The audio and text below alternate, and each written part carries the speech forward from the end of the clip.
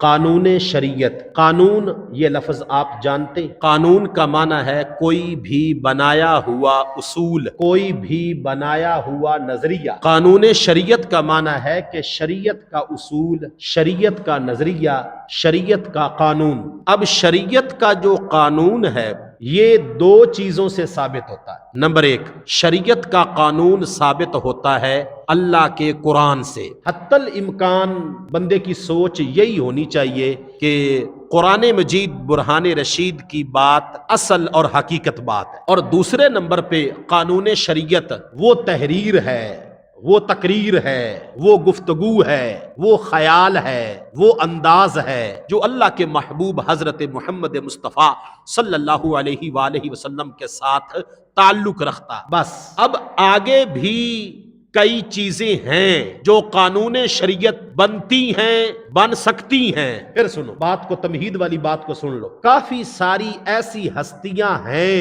کہ جن کی گفتگو، جن کا کردار، جن کا کلام، جن کی سوچ قانون شریعت بن سکتی ہے، بنتی ہے اور بنی بھی ہے، لیکن بنیادی طور پہ ان ہستیوں کو بھی قرآن کے سامنے پیش کیا جائے گا اور محمد کے فرمان کے سامنے پیش کیا جائے۔ اب بات سمجھ آ گئی؟ یعنی اصل چیز قرآن اور صاحب قرآن ہے، اصل چیز قرآن اور صاحب قرآن ہے، باقی جس کو بھی مانا جائے گا، مثال کے طور پہ اہل البیت کو مانا جائے گا، صحابہ کو مانا جائے گا، پھر نیچے آ کے تابعین کو مانا جائے گا، پھر نیچے آ کے کسی عالم کو مانا جائے، کسی ولی کو مانا جائے، کسی حافظ کو مانا جائے، کسی قاری کو مانا جائے، ماں کو، باپ کو، بھائی کو، بہن کو، اور پھر ہر ایک حضور کے غلام کی عظمت کا اقرار کیا جائے۔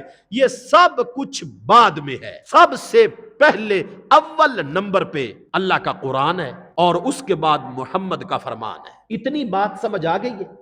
اچھا آگے چلیں۔ مثال کے طور پہ اب اللہ کا قرآن اور صاحب قرآن، یہ دونوں چیزیں ہماری زندگی میں نہیں ہوئی۔ موضوع کافی گہرا ہے، توجہ کرنا۔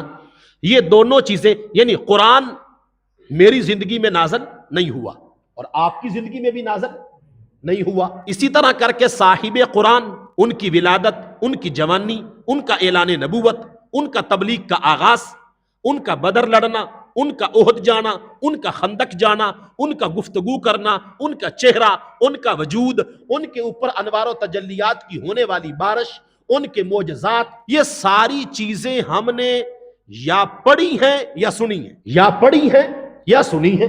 اگر کسی سے سنی ہے تو اس نے بھی آگے سنی ہے یا پڑھی ہے۔ اب یہ سننے اور پڑھنے، یہ دو ذریعے، تحریر اور تقریر، یہ دو ذریعے ہیں کہ جن ذرائع کو اختیار کر کے بندہ قرآن اور صاحب قرآن تک پہنچتا۔ تو پتہ چلا کہ یہ ونڈ کرنے کے لیے، یہ تقسیم کرنے کے لیے، یہ فیصلہ کرنے کے لیے کہ جو کچھ میں نے سنا ہے یا جو کچھ میں نے پڑھا ہے وہ قرآن ہے یا نہیں، ہو سکتا ہے وہ قرآن ہی نہ ہو، وہ صاحب قرآن کا فرمان ہے یا نہیں۔ اب یہ ہے اصل مسئلہ۔ اگر تمہارے ذرائع ٹھیک ہیں، تمہارے ذرائع قابل اعتماد ہیں، اگر تمہارے ذرائع سچے ہیں، اگر تمہارے ذرائع بالکل عدل و انصاف والے ہیں، اگر تمہارے ذرائع کہ جن ذرائع سے تم دین لے رہے ہو اگر وہ ذرائع ٹھیک ہیں تو پھر معلومات بھی